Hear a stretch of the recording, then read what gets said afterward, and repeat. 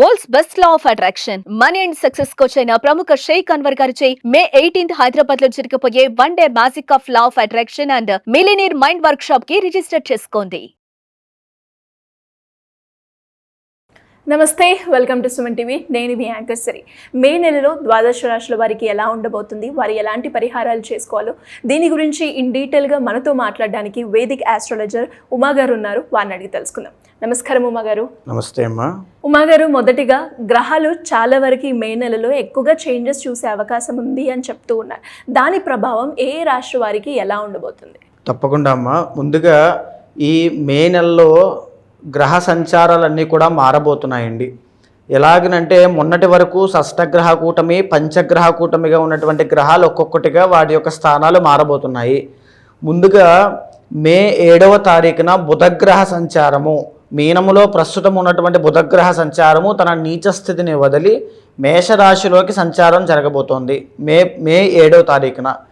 అయితే మే 15వ తారీఖున మేజర్ చేంజెస్ అండి. రవి గురుడు అంటే వృషభ సంక్రమణము, గురుడి యొక్క ట్రాన్సిట్ కూడా మే 15వ తారీఖున అయింది. రవి వృషభంలోంచి, మేషంలోంచి వృషభంలోకి ఎంటర్ అవ్వబోతున్నారు. గురుడు వృషభంలోంచి మిథునంలోకి ఎంటర్ అవ్వబోతున్నారు. ఆ రోజు చాలా విశేషమైన రోజు. ఎన్నో రాశులకి గొప్ప గొప్ప మార్పులు, రాజయోగాలు అక్కడ ప్రారంభం అవబోతున్నాయి అని చెప్పచ్చు. అయితే మే 18వ తారీఖు తర్వాత రాహు కేతుల యొక్క ట్రాన్సిట్ జరగబోతోంది. రాహు మీనములోంచి కుంభంలోకి ఎంటర్ అయితే కేతువు కన్యలోంచి సింహంలోకి ఎంటర్ అవుతున్నారు. దీని మూలాన కూడా చాలా రాశుల వరకు చాలా విశేషమైన ఫలితాలు, కొంతమందికి ఇబ్బందికరమైన ఫలితాలు ఖచ్చితంగా కలగబోతున్నాయని చెప్పొచ్చమ్మా. మొదటిగా మేషరాశి వారికి విద్యాపరంగా, ఆరోగ్యపరంగా, సంతానపరంగా ఎలా ఉండబోతుంది, ఎలాంటి పరిహారాలు చేసుకోవాలి అంటారు? తప్పకుండా అమ్మా. ముందుగా మేషరాశి వాళ్ళకి చూస్తే కనుక 12వ స్థానంలో శనేశ్వర సంచారము, 12వ స్థానంలో శుక్రగ్రహ సంచారము. శుక్ర శనులు ఇద్దరు కూడా 12వ స్థానంలో ఉన్నారు. లగ్నంలో బుధగ్రహ సంచారము 7వ తారీఖు నుంచి స్టార్ట్ అవుతోంది. 7వ తారీఖు నుంచి తరువాత 2వ స్థానంలోకి రవిగ్రహ సంచారము మే 15వ తారీఖు తర్వాత స్టార్ట్ అవుతోంది. 3వ స్థానంలోకి గురుగ్రహ సంచారము మే 15 తర్వాత. 4వ స్థానంలోకి కుజగ్రహ సంచారము ఆల్రెడీ నడుస్తూ ఉంది మీ ఈ యొక్క మే నెలంతా కూడా. అయితే 5వ స్థానంలో కేతుగ్రహ సంచారము, లాభము అంటే 11th హౌస్లో రాహుగ్రహ సంచారము, ఇంకా 12th లో శుక్రశనుల యొక్క సంచారము నడుస్తూ ఉన్నాయి. మేజర్గా వీళ్ళకి ఈ మే నెలంతా కూడా 2 గ్రహాలు మాత్రమే యోగిస్తున్నాయని చెప్పొచ్చమ్మా. 12వ స్థానంలో సంచారం చేసేటువంటి శుక్రగ్రహ సంచారము, 11వ స్థానంలో సంచారం చేసేటువంటి రాహుగ్రహ సంచారము, ఈ రెండూ కూడా వీళ్ళకి చాలా ఫేవరబుల్గా ఉన్నాయి. అవుట్ ఆఫ్ 9 అండి. అవుట్ ఆఫ్ 9లో ఈ 2 ప్లానెట్స్ కూడా ఫేవరబుల్గా ఉన్నాయి. మిగతా అన్నీ కూడా మిశ్రమ ఫలితాలు ఇస్తున్నాయి అని చెప్పచ్చు. ఎందుచేత అంటే ప్రథమంగా లగ్నంలో ఉండేటువంటి బుధగ్రహ సంచారము వాక్ దోషాన్ని సూచన చేస్తూ ఉంటుంది. అంటే మాట్లాడేటువంటి మాట విషయంలో దోషాన్ని తీసుకొస్తుంది. అంటే పొరబడి ఏదో ఒక మాట ఇవ్వడం వల్ల నష్టపోయేటువంటి డబ్బులు నష్టపోవడం లాంటివి కలగచ్చు. ఒక మాట మాట్లాడడం వల్ల తగువులకు దారి తీయచ్చు. ఒక మాట మాట్లాడడం వల్ల మనశ్శాంతి లేకుండా పోవచ్చు. ఏమిటి నా జీవితంలో ఇలా జరుగుతుంది, నేను సడన్గా ఇలా మాట్లాడానేంటి అనేటువంటి పరిస్థితికి కూడా దారి తీయచ్చు. అదేవిధంగా 2వ స్థానంలో సంచారం చేసేటువంటి రవిగ్రహ సంచారము ధనహానిని క్రియేట్ చేస్తోంది. అంటే దాచుకున్నటువంటి డబ్బులు ఎక్కడో ఒక రాంగ్ ఇన్వెస్ట్మెంట్ చేయడం మూలాన నష్టపోయే అవకాశాలు ఎక్కువగా కనబడుతున్నాయి. ఆరోగ్యపరమైన సమస్యలు ఎక్కువగా చూపిస్తోంది. డబ్బు విపరీతంగా వెళ్ళిపోవడము అనేటువంటిది ఈ యొక్క మాసంలో కూడా వీళ్ళు చూసే అవకాశాలు ఉన్నాయి.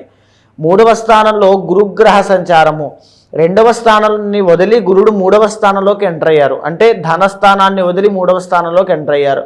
ఇన్కమ్ అనేటువంటిది ఇంతకుముందు వచ్చినంతగా ఫ్లో అనేటువంటిది మే 15వ తారీఖు తర్వాత నుంచి అంత ఉండే అవకాశాలు లేవు. కాస్త ఫ్లో ఆఫ్ ఇన్కమ్ తగ్గుతుంది. ఆర్థిక వ్యవహారాల్లో, ఆర్థిక లావాదేవీల్లో చాలా జాగ్రత్త వహించాలి. అప్పు తీసుకోవద్దు, అప్పు ఇవ్వద్దు. అయితే 4వ స్థానంలో కుజగ్రహ సంచారము భూ సంబంధిత విషయాల్లో, అంటే ల్యాండ్ డిస్ప్యూట్స్ కానీ, కోర్టు వ్యవహారాలు కానీ, లేక తగువులు కానీ, సెటిల్మెంట్ కానీ కాస్త ఈ యొక్క మాసంలో అవి ఉపశమనాన్ని పొందే అవకాశం కూడా కనబడుతోంది. కొంతమందికి ఇంకా ప్రొలాంగ్ అవుతుంది. ఎందుకు అంటే కుజుడు అక్కడ నీచ స్థితి.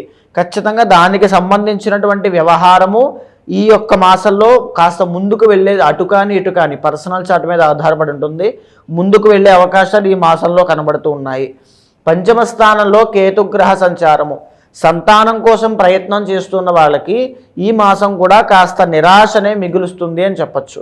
సో అదేవిధంగా ఎవరైతే సంతానం కోసం బాధపడుతూ ఉంటారో మా పిల్లలకి ఎలా ఉంటుందో ఏమిటో అనేటువంటిది ఆ బెంగ కానీ ఆ మనశ్శాంతి లేకపోవడం కానీ ఆ ఇబ్బందులు కానీ ఖచ్చితంగా కంటిన్యూ అవుతాయి. సంతాన స్థానము పాడైంది.